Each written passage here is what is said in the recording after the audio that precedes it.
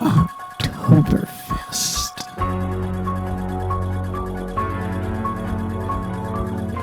This is Halloween, this is Halloween. Pumpkins scream in the dead of night. This is Halloween, everybody make a scene. Trick or treat, tell the neighbors gonna die of rain. It's our town. Happy, happy Halloween, Halloween, Halloween. Happy, happy Halloween, silver shamrock. Happy, happy Halloween, Halloween, Halloween. Happy, happy Halloween, silver shamrock. It's almost time, kids. The clock is ticking. Be in front of your TV sets for the Horror-thon. And remember the big giveaway at 9. Don't miss it. And don't forget to wear your masks. The clock is ticking. It's almost time. Happy, happy Halloween, Halloween, Halloween. Happy, happy Halloween, silver shamrock. Happy, happy Halloween, Halloween. Welcome back to the Project Gen X podcast. I am one of your hosts, Alan Smith, along with... I'm the other guy, Big Dave, I think. And yeah, in this episode, we are closing out OctoberFest 2023. It's been fun. Have you had fun so far? I've had fun. Okay. It would be more fun if work wasn't actively trying to kill me. It also... use my corpse as Halloween decoration. This October, a few weeks ago when we were recording, it was nice out. It was actually starting to feel like fall. It turned off cool. It was like, oh, this is so awesome. And then it turned hot again. And literally, it's one of those things that as we are moving into Halloween, it finally turned cold, but it's cold and rainy. Yeah. So just like, gosh. It's like, can we not get a cool, crisp, clear, sunny Halloween, please? So, for this, our final episode of OctoberFest 2023, we, in the past, we have done what we thought were the best horror movies of the 80s and then the 90s. I don't think we ever actually made it to the 2000s, but we decided not a whole lot in the 2000s, really. There actually is once you start looking. Matter of fact, I've got stuff on my list here for today that is from somewhere in that era. All right. But we decided just to do our favorite horror movies. I'm going to preface this. Okay, good, because I've got preface on mine as well. So yeah. So when you said this, I got to thinking back to all of the episodes we've done at OctoberFest before, and everybody knows my love for Friday the 13th, the big three. Yeah. Halloween, Friday the 13th, Nightmare on Elm Street. Everybody knows about that. Okay. Everybody knows about how I feel about Creepshow. Right. Everybody knows how I feel about a lot of, because we've talked about them over and over. Right. So with this list, I kind of went with my B level, my secondary level of horror movies that I go to and go back to from time to time. Okay, well, that's good. That means we're not going to have any overlap. You're probably right. And because my horror movie list is a little weird because I'm kind of a weirdo. Okay, that's fine. Admit it. Well, do you want to start it off then? How many do you have? I did 10. 10, okay. You said a list of 10, so I did a list. I have... I can probably 11, but I can probably come up with a couple others. Really and truly, the reason that I have 11 is because I figured that we were going to have overlap, and I would probably have to go in. But I also have an addendum on one, so we'll just go with it. Okay. I'm going to start off with one of my favorites that I love to go back to time and time again. Okay. From 1960. Okay. Alfred Hitchcock's Psycho. Okay, that is a good one. I love that one. I love the black and white aesthetic. I love the fact that you don't fake out with Janet Leigh. You don't actually see the actual kills, so the suspense is there more. Right. And let's just admit it, it's Hitchcock. Oh, I know. Come on. Yeah, I get that. And this was a departure. People were actually mad about this when he put this out because it was such a departure from North by Northwest. And, there has been some speculation on whether or not this is the first slasher movie. Yeah.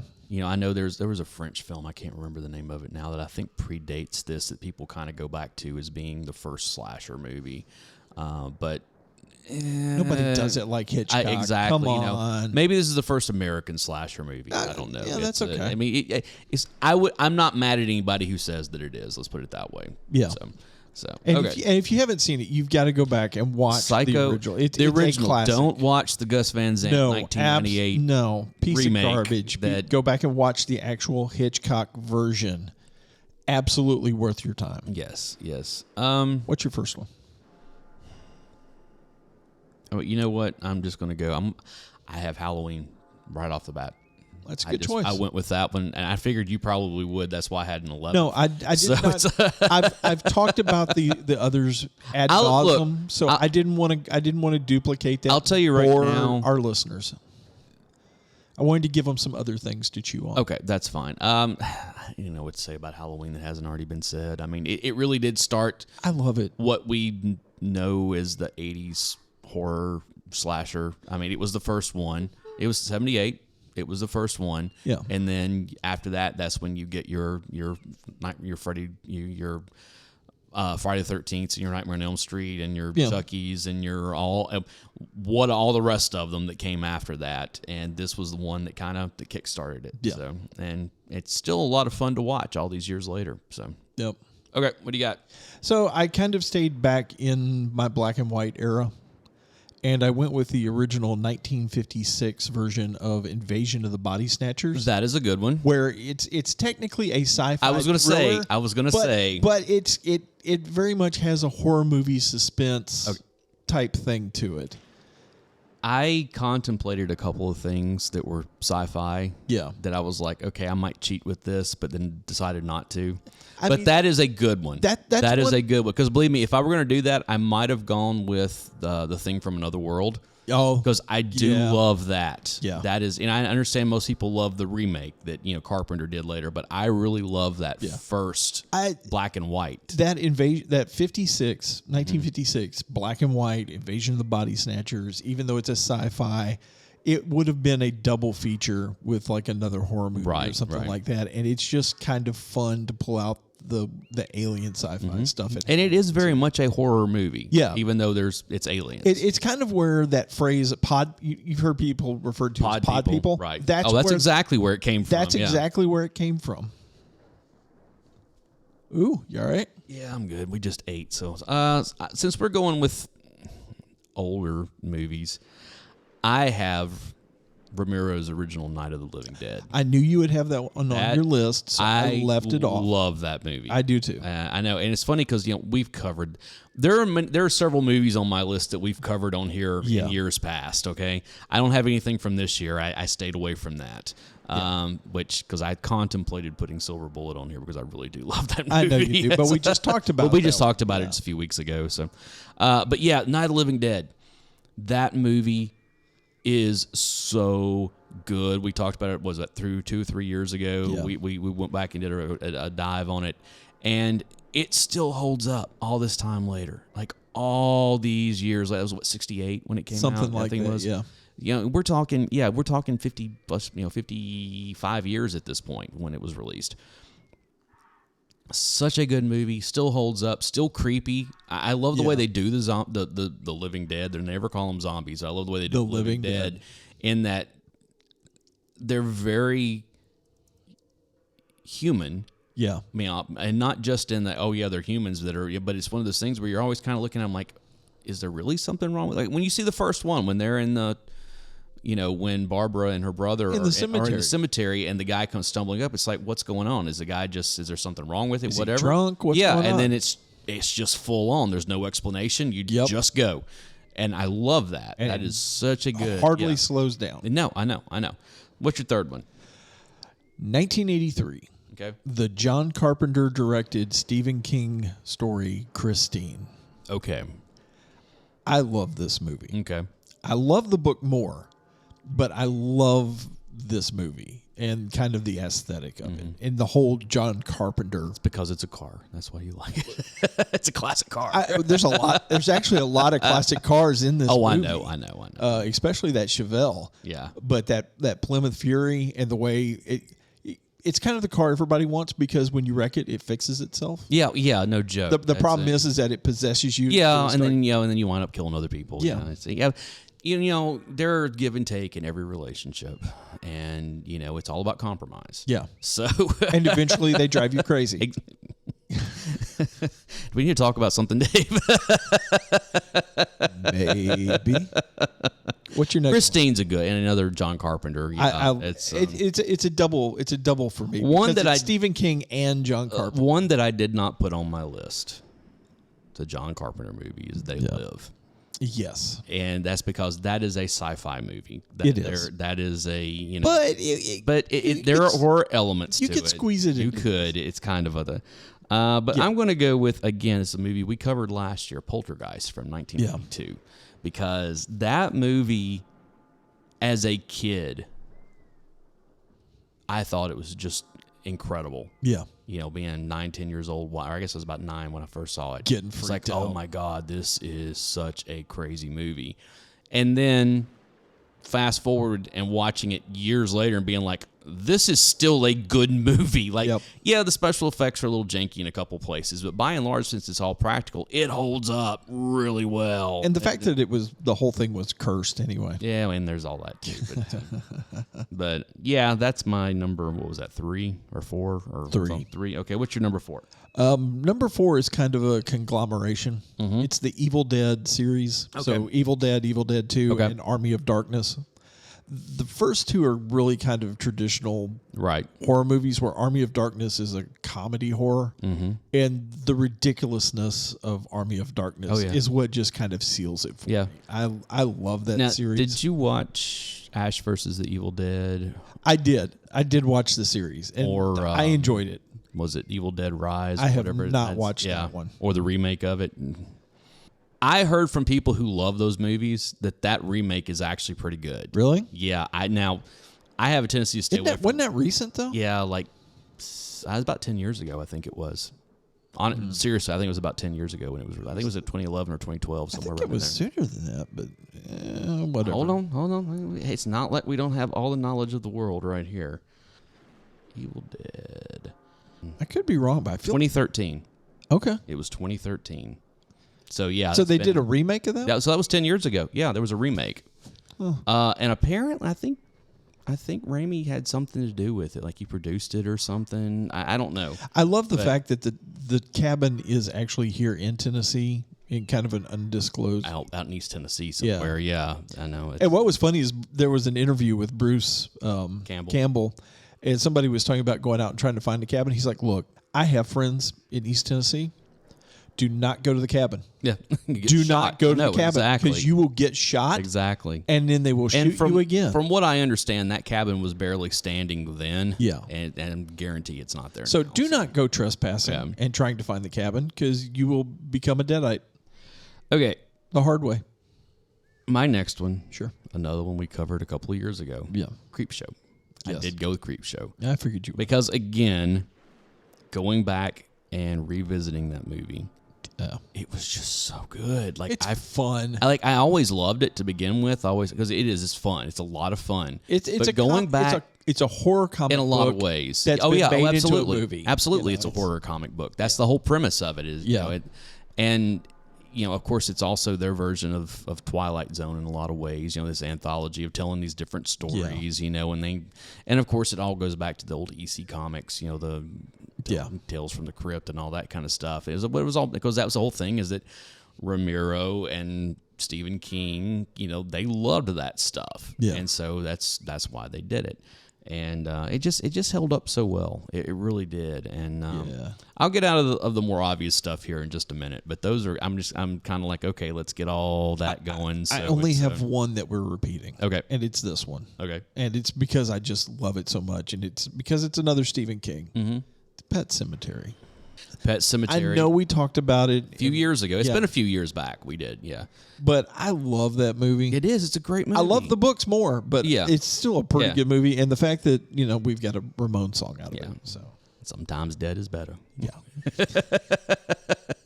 Fred Gwynn, come on. Oh yeah, yeah. Come on, Herman Munster. Herman Munster. Yeah, absolutely. It wasn't his final role, close. But it was close to the end because he was in. My cousin Vinny. Yeah. That was a great role for him. Yeah, as the judge. And he was in a couple more things. I think he died in the mid-90s somewhere. All right. I'll start with this one because I do have a couple more on here that we have 3 more on here that we have covered. But Trick or Treat. Yeah. That is must watch. Trick. The letter R. Trick or Treat. Yeah, the one with Sam. Yeah. The one that came out in 2009. I know it says 2007, but it wasn't actually released until 2009. Yeah. And that movie I got to last year go and see it in the theater. Lucky. But it's funny because that movie was never released to theaters. I know. So the fact that you were supposed to call me, and we were. I think I did. No. You didn't have it. You couldn't make it. That's the whole thing, because it played multiple nights. It wasn't just the one. Like it was a Fathom event, but it was. They did it a couple of different nights. But it was nice to be able to actually go and see it in the theater on the big screen. Yeah, and I'm not big on going and seeing movies in the theater that I've seen.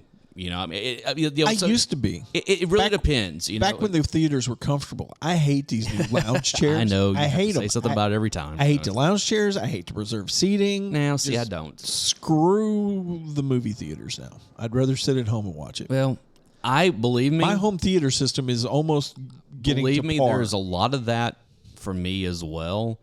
But every once in a while, there are certain movies I'm like, nah, I'll go see it on the big screen, But there are plenty of movies that come out that I'm like, I'm interested to see that. I'll wait for it at home. Yeah. And I've been working on my home theater system, and it's getting there, coming together. Yeah, I need to do something a little more about my televisions are great. I got a 65-inch television, and I'm like, okay, that's awesome. You have one also. I've got a 55. Is it 55? It's a 55. I thought it was bigger than that. It looks bigger than that because of the space that I've got it in. Okay. The one that Corey gave you? Yeah, it's 55. Oh, I thought that was bigger than. Anyway, No, I've got a 65-inch TV, and the only thing that I'm really lacking is the sound. I need to do something about the theater. I've got that new 55-inch 4K TV that Corey gave me, which is more than enough for the space that we've got it in. My front firing speakers are Klipsch. The center channel is an SDAT.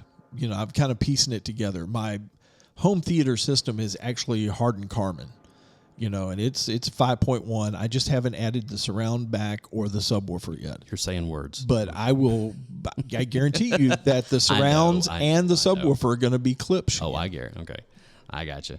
I'm not going cheap. I'm going high end. Anyways, what I was saying is that I really enjoy Trick or Treat was one of those movies that it finally made it to theaters. Yeah. And I was no way I was going to miss it. That was like, I am going to go see this in theaters because this is the way I wanted to see it initially. Yeah, you just left me at the house. Screw you. Anyway, what's your next one? Oh, I was about to eat a pumpkin. Come on. All right, let me get this out here again. 1979.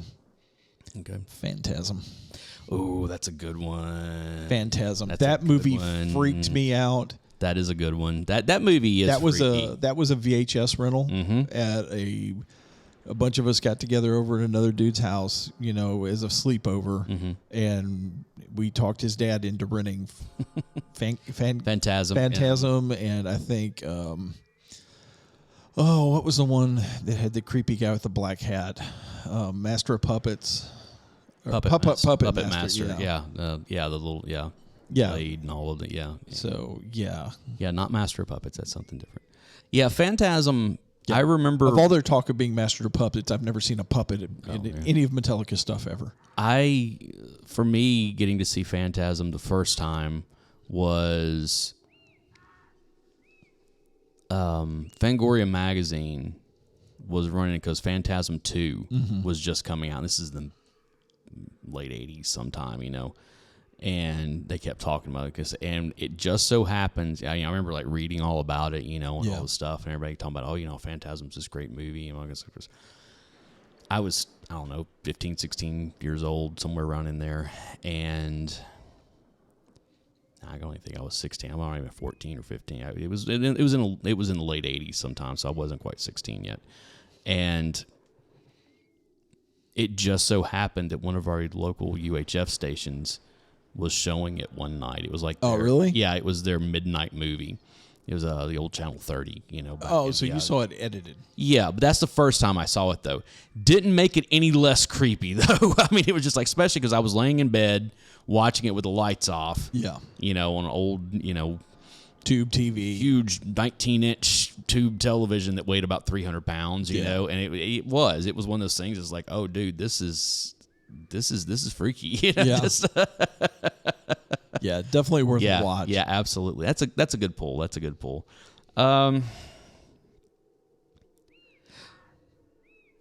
I say this, something similar, it's not, but there's context. Okay. I know you have not seen Hereditary. No. Okay. Hereditary is an A24 movie. Oh, Okay. that tells me everything I need to know about the movie. This movie is like, again, I am not comparing it to these films as whether or not it's this caliber of greatness or whatever. But it really, movies like The Exorcist and Rosemary's Baby, hold on, listen to me. The Exorcist and Rosemary's Baby and The Omen and Phantasm, movies from the 70s that like stay with you. Okay. Like I said, I'm not comparing it, saying it's up there with these movies. I'm talking about this is one of those movies like that where you watch it and it's like, that was a good movie. I think I'm going to sleep with the lights on tonight. I don't care that I'm in my 40s. And I may or may not go back and rewatch this again. Like, I don't know that I want to go back and rewatch this one. I have only seen it one time. Okay.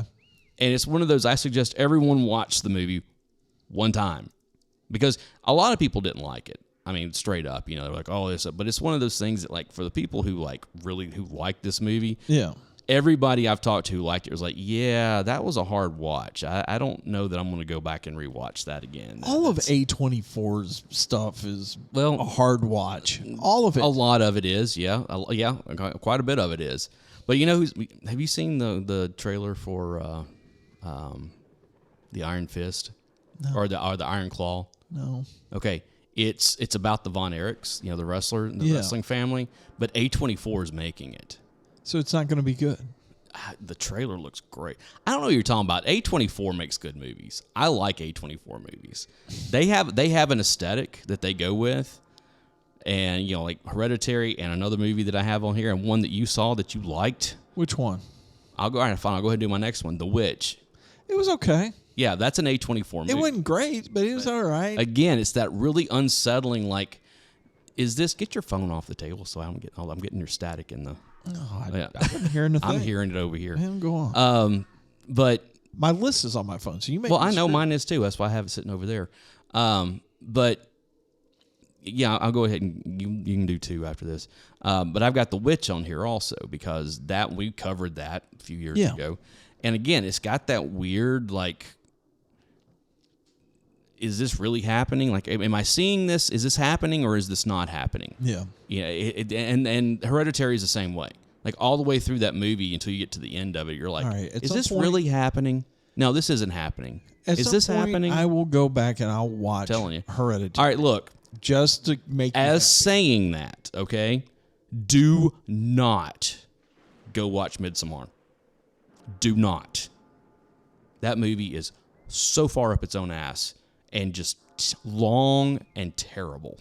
And I know that is a polarizing thing that I'm saying, but I hated that movie. Okay. I mean, and it's one of those things, again, all the elements were there for a good movie, but it was so far up its own ass, it just, Anyway, yeah, the Witch and Hereditary, I highly recommend. And also, they had another one that was a kind of a slasher movie called X that came out last year that I really liked. And I know that there is a prequel that they made. I forget what it's called. That's come out. It came out like the same year. Okay. I have not seen that one. I've heard good things about it, but X is another one that I recommend. Go ahead. Okay.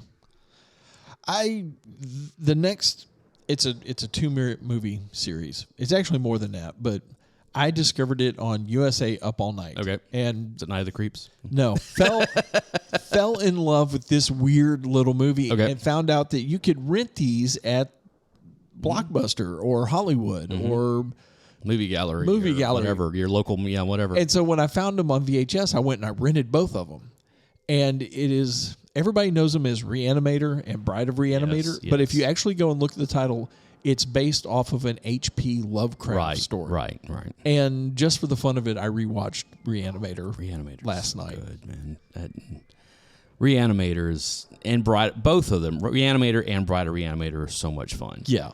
Again, they're kind of one of those movies when we were kids. You didn't let your parents find out that you were watching. Absolutely not, because they would.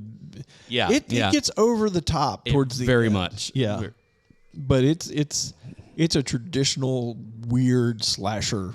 Yeah, really good. Really, both really good. What's your next one? So you get two of them since I went two. Well, I was kind of. Oh, you put both of those in there? Both of those in there. Right. Reanimator, and kind of like when I did Evil Dead. I did all three of the Evil Dead movies. Well, American Werewolf in London. Okay. I know you don't really care for this one. I love it because it's fun. I like other werewolf movies better. I know. That's all I can say about it. And it's not a bad movie. You can't compare it to The Howling. Right. You or Silver Bullet or any number of other, come on. I loved Silver Bullet. I know you were. It's a fun, it's a fun movie, but it's no American Werewolf. Howling or Wolfen or there are so many other ones we talked about. Go back and listen to our Silver Bullet. And you'll hear me talk about a bunch of different werewolf movies. Yeah. American Werewolf in London.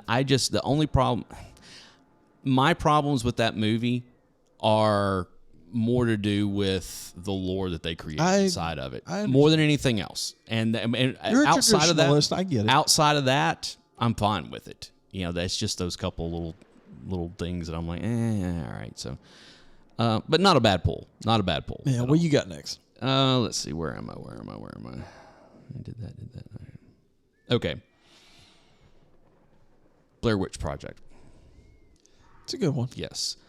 When I was putting this list together, I was kind of going through, like, what are the ones that I have, outside of Hereditary, what are the ones that I've gone back and watched multiple times that, like, every few years, I'm like, no, I'm gonna go back and rewatch that, and they always hold up. And again, I know that this movie is polarizing. Oh, it is. There was a ton of people that hated this movie, but right off the bat, they were like, oh, that movie sucks. Like, no, you're wrong.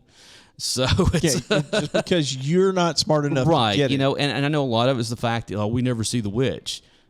You don't need to. That's what makes it scary. That's the point. Yeah, you want to see what happens whenever you try to do something like that. Watch Blair Witch 2. Yeah, okay, exactly. And that's what happens whenever you make a traditional horror movie. Okay, it's just not good.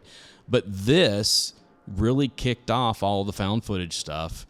But it did it so guerrilla marketing. Well, yes, exactly. All of that stuff, from the first time I heard about it, I was like, okay, I'm really intrigued by this. And then I got into all the guerrilla marketing to it for a couple of months. I'm like, okay, I really want to see this movie by the time we got there. And I was just blown away by it. The only thing I didn't enjoy about it is because I tend to get car sick anyway.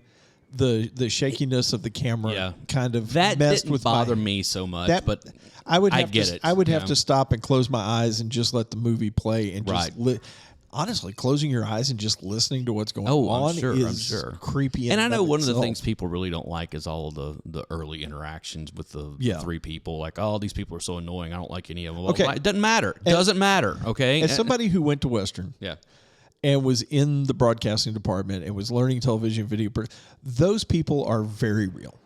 Those are very real people that I dealt with when I was in college. Very much. And some of them I very much enjoyed, and some of them I would like to very absolutely much did not. choke the living life out of. All right, what's your next one? Oh, hold on. My phone went to sleep. I can think of about 3 names right now that I'd like to throw under the bus. Don't. 1988, Child's Play.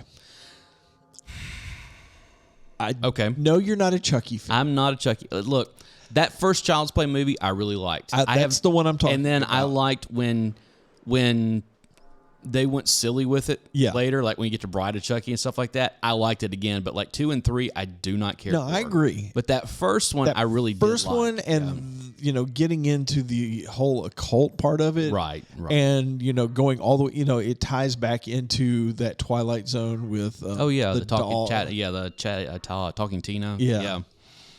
I know. And this is one that we rented. We all went over to a friend of mine's house on Halloween, and this was the movie that was playing when we all fell asleep to it, and I woke up and saw the ghost sitting in the chair next to the TV. Okay. We talked about that. Yeah, we talked about that earlier this So week as well. this movie kind of stuck. Got the wraparound. So It kind of stuck with me a little or the bit. reach around, whichever. Yeah, whoa, ho, ho, ho. Easy. Easy. What's your next movie, Freakazoid? I'm going found footage once again because I think of the horror movies, there have been 2 good found footage movies, and the rest of them have been Garbage. yeah. And that's the first Paranormal Activity. Yeah. That movie holds up, even if you know. I mean, because it's just the way. I will give this, outside of the fact that one of the actors that's in Paranormal Activity 2, I knew from somewhere else. Mm-hmm. Had that been someone else playing her character, I think that movie would have been up there on par with it. But it was just kind of like, oh no, I know her from some other stuff, and that kind of was like, oh okay, well this immediately takes you out of it, you know. But as sequels go, and also kind of giving a little bit, actually it's a prequel, and giving some explanation of what you saw in the first one. It's like, oh, that's why all of here's the backstory here. But that first Paranormal Activity, creepy, and one of the, you know, the marketing they did on it was really great because they kept showing, you know, night vision from inside theaters of the audiences who had seen it and everything. And quite literally, when that the very last scene of the movie, as it's like creeping, you know, like whatever, I went, as me and Andy went to go see it, and there were these 2 girls that were sitting behind us. You know, of course, they were jumping every time, but as it's all starting to happen, and like the night vision comes on and all that kind of stuff, this girl behind us was like, no, just like she was really like dreading what was coming, you know, type thing, which made it it made it a lot more fun. It really did, where you're just like, okay, these are the types of movies that are fun because the audience they're like, oh, there's that dread. And that's the thing about this. They're invested in it. Yeah, and that's the thing about this movie. Even going back and watching, you don't have to see it in the theater, just watching it, you know, wherever. Even after seeing it several times, when the dread really ramps up on this, when you're like, oh, I see when the night vision kicks in, basically, where it's like, oh man, it's just like you can feel like the anxiety welling up inside of you. It's like, that's what a good horror movie does, you know? So yeah, Paranormal Activity. It's not necessarily the jump scare. No, it's not. Or the knife coming out of a weird place. Right. It's the as Rocky Horror Picture Show. It's the anticipation that gets you in the lab and see what's on the slab. Yes. Anyway, that and like I said, the second one's pretty good. Yeah. All the rest of them, I would suggest staying away from. The third one's got a unique premise to it. It does, but it doesn't hold up. It doesn't. It doesn't hold up to the promise. No, not in the slightest. All right, what is your last-ish one? I'm sure you're 1992. Okay. Candyman. Candyman is a good one. Candyman. Did you see the reboot? It wasn't a reboot. Well, it's not a reboot. It is a reboot. No, it is not a reboot. It's a continuation. It's a continuation, but it is not a rebooted continuation. No, it is not a reboot. No, it's not a remake. It's a reboot. It's not even a reboot. It's a continuation of the story. If you actually go through and watch, and that's what I'm saying. I know it is because they do callbacks to all those movies. Well, no, it's even the reason that the whole purpose of that movie is built into the story of the movie. Right. Of Candyman. There have been many Candymans over the years. I mean, it's not even that. I don't want to spoil it in case nobody's seen it, but it's hard to explain without spoiling it. Right. So you just need to go and watch all of them because honestly, the movies do a really good job of holding to the mythology and the legend, and as it morphs and changes within the folklore of it. The first Candyman is really good. Yes. like really good, like solid. Second one is an all right sequel, okay? But the third storyline one's is pretty there. bad. Like, it's really bad. It's not a great movie, but the storyline ties into the first two, and you can't get the last one, the most current one, I get it. without the third one. But that's I do look at this last one, this one from a few years ago. It's a reboot. You can't help that you're wrong. No, I mean, I'm talking about in its purest form, it's a reboot. Because it's basically, all this time has passed, and all that lore is still there, but they start with a different story, but then they tie it back in so well later because you do get to see the grown-up little girl. It's the whole, it said how everything has changed in that time period in the city. It's not only that. So part of the reason why Candyman, I'm just going to... Here Here is your spoiler alert. Yeah. If you haven't seen these movies, especially this last one, turn it off right now. Go watch these movies and come back to this. I'm waiting. Yeah, okay, that's fine. 1, 2, 3. Okay. So the whole reason you haven't had any Candyman killings up until this current movie is because people forgot about him. Right. Completely. Right. And it's kind of that whole, do the gods exist if people don't think about them? And so he's able to weasel his way back in through the kidnapped child. Right. Because he turns out to be the child that was kidnapped. Right. In the third one. Right. And then plus we get to see the little girl from the first one. Right. Grown up. Right. And her telling the story of what happened. And Candyman basically takes his girlfriend and is going around killing people around her, so she'll go and tell his story and get the legend going again so he can... It's a reboot. He's trying to reboot the story. He's trying to reboot his story. That's the whole... I hate the terminology reboot on that. That's because most reboots suck. This one did not. This was really good. It's not... Reboot is the wrong term for this. It's absolutely the wrong term for it. I can't pull a better one. It's not a reboot. It's rekindling the fire of the legend. Which is a nice way of saying a reboot. I really hate you. I don't know why I do this podcast with you. You have no fun. literary or legend-telling bones in your body whatsoever. What's your last film, you cretin? And then I've got an honorable mention. A reboot. Transitive verb to bring back an earlier film or television, or quote, an earlier film or television show, usually with a new cast and updated script. No. No, this is different from that. Just give us your last film. Anyway. You cretin. My last one, actually we are down to the last one, aren't we? Mm-hmm. And then I've got an honorable mention. 2019. Yeah. This is a fairly new one. Yeah, and I have something in here also because I wasn't quite sure where to. Yeah. And I was also anticipating you having one of my other ones on here, so I was going to be able to talk about it. It's a movie that came out 2019. It's called Ready or Not. Okay. It is very much a horror comedy. Okay. Never heard of it. Okay. And a lot of people haven't, and I'm telling you right now, if you want to see a really fun movie, watch this one. It's got Samara Weaving. Okay.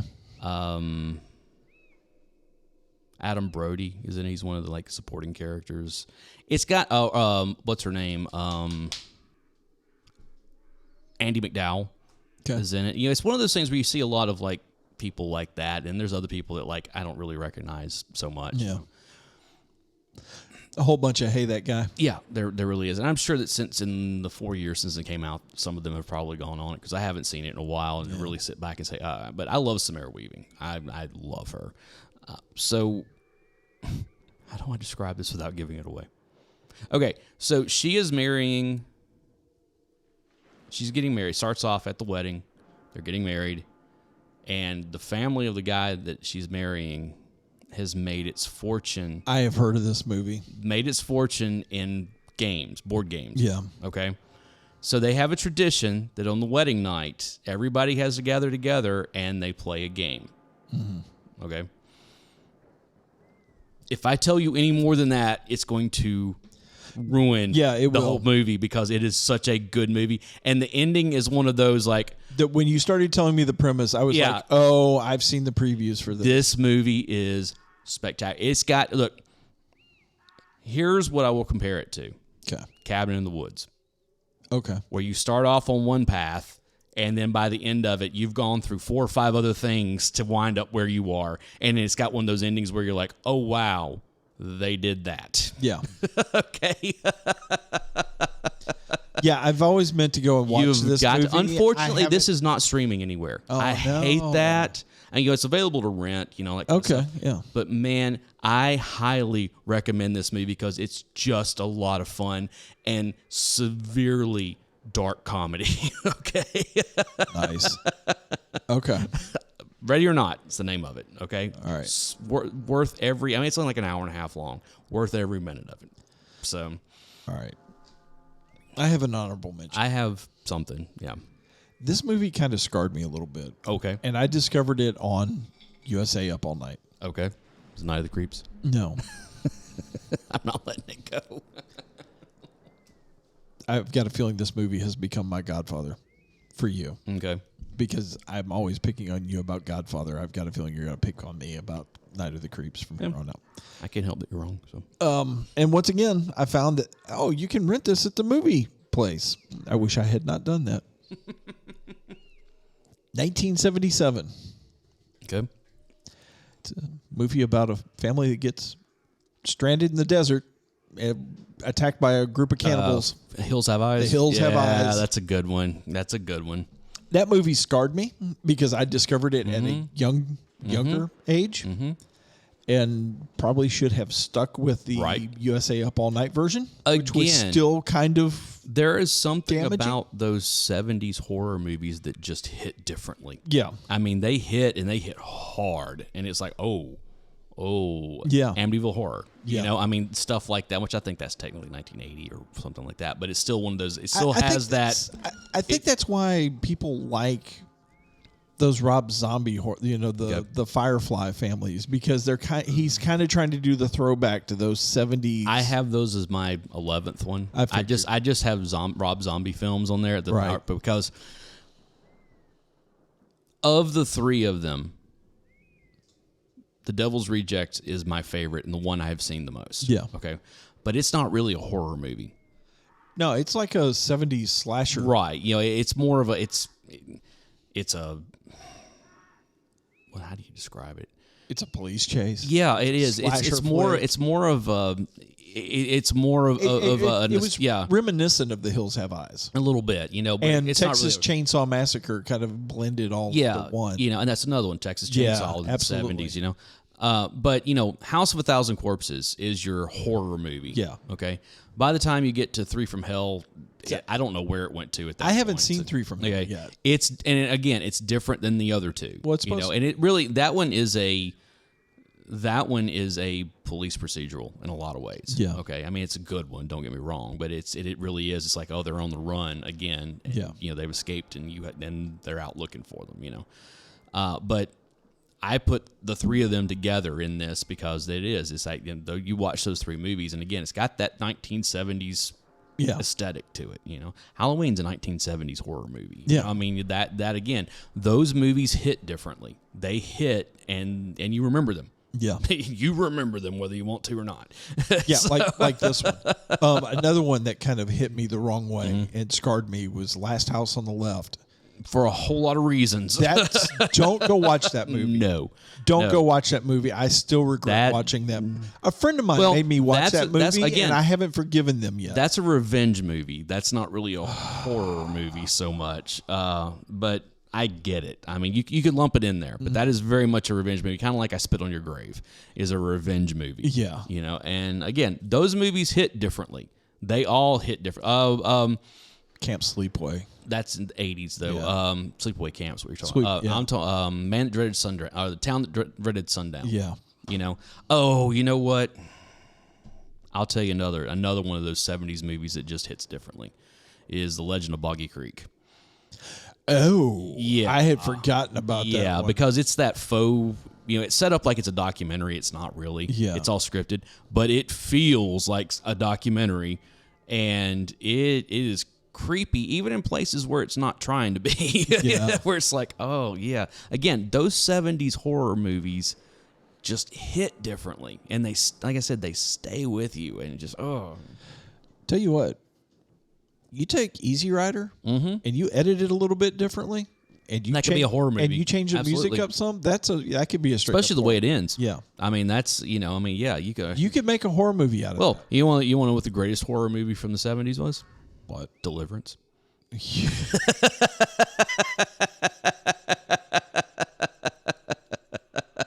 Tell me I'm wrong. Tell me I'm wrong.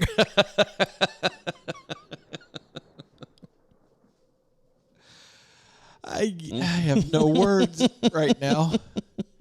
That took a twist that I wasn't expecting. Tell me when I'm telling lies. Come on. It's like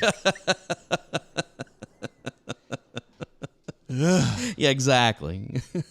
Ned Beatty had the hardest part. had the hardest part. That's right. Wow. Anyway, guys, That's almost a Pulp Fiction callback. there is a little bit of bring out the Gimp. Gimp sleeping. You better wake him up. But that's there's a lot of Tarantino stuff. You look at like Grindhouse. That Death Proof as well as Planet Terror are both throwback 70s stuff. Yeah. Planet Terror is the quote-unquote horror movie, but Death Proof is a straight-up revenge movie. Yeah. Kind of like Last House on the Left. The one that I see people bring up every once in a while, it's not really a horror movie, but it's kind of a weird movie, is The Wraith. I don't know how to classify that movie. With Charlie Sheen and It's got, Sherilyn Fenn. Judge Reinhold. Judge in it. Reinhold is in it, and it. It's another because it's Charlie Sheen is dead, and the car brings him back. Basically, it's a weird. Yeah, it is one of those odd. It's a USA Up All Night. It really is, but it's a fun movie. It is. It's a great movie. It is one of those oddball. Like, what is this movie exactly? Yeah. We can go on so many of those type movie where you're like, what is this movie? Is this a horror movie? Is this not a horror movie? Is this a thriller? There were movies from the 90s. I was thinking about stuff like, and I know it's kind of cheesy, but I really like Urban Legends. Okay. I really like that movie, but I can't call it a horror movie because it's not really. It's more of a thriller. One that kind of slipped under the radar or Disturbing Behavior is another one that I really like. But again, that's more of a thriller than a horror movie. But one that I kind of enjoy that kind of slipped under the radar that people really should go and check out is The Skeleton Key that had Kate Hudson in it. All right. I like this movie. That was another one of those movies that I went with great anticipation to the theater to see and walked away disappointed because the premise was there. And it had the elements, but it just didn't stick the landing. I don't know. And I just, and I enjoyed it. And I'll be honest, the twist at the end, I had that pegged for a long time. It tipped its hand early on what was coming, and I was like, all right, but it's not horrible. Okay, well, let's put it. It's not a bad movie. No, it's just not really a good movie, in my opinion. I didn't say it was a great movie. I said it was. That's fair. I said I enjoyed it, and it kind of slipped under the radar. And people who watch it either like, oh yeah, that was like I said, I would or just kind of they're like you. Then there's like, it's garbage. It was all right, but then again, that's coming from somebody who watches the OC. I love the OC. Like I said, that's it. Don't even give me that. That's all. That's the bar. If the OC did not exist, you would have never gotten Chuck. It's true. So it's. I am going to throw something very heavy. It is true. I'm not even joking about that. Had the OC. The OC walked so that Chuck could run, okay? It was... Move along. Move along. Jerk. So, guys, thank you so much for spending this OctoberFest with us. That's another one in the books. It is another one. I can't believe it's our fifth one. Is it fifth one? Fifth one. Well, we kind of started out with October. Yeah, we were a couple months out from it when when we started. We started in August of 2019, and here we are in October of 2023.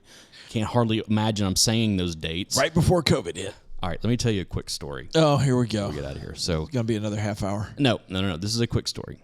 So we were at the flea market this last weekend. Brody, how many fleas did you get home? Yeah, there's a lot of them, I'm sure. Brody, who was on the show back in earlier this year, he and I, we've been doing the flea market on and off for over a decade. Yeah. And so we were there this last weekend. It was the big one here in Nashville. That's what they actually call it, the big one, because October it was always the busiest one, always the most vendors and that kind of stuff. One of the items that we had was a Barbie plane. This wasn't the one from the 80s. It was all pink. It was the one from the late 90s. It had I don't know, it was a bluish color or something. Anyway, we were trying to get rid of this. Yeah. So this woman and her daughter came walking up, and the woman was like, "Oh my gosh, I used to have this when I was a kid," and we had a lot of that. People, oh my God, so many people looked at that plane over the last couple months that we've had it. Yeah. But no takers. No, we finally did get somebody to take it eventually, but her daughter, who was probably 11, 12 years old, somewhere around in there, goes, "Oh wow, look, it's an airplane from the 1900s."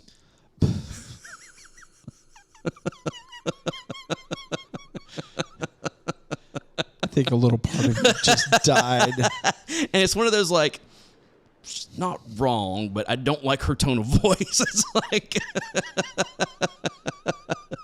Thanks a lot. her mom Zoomer. just turned around and looked at her with this look of like, "I'm going to kill you when we get over here." And just Thanks a lot, Zoomer. Of course, she thought it was hilarious, and the rest of us just sitting there like, "Get out of my booth, just go." Yeah.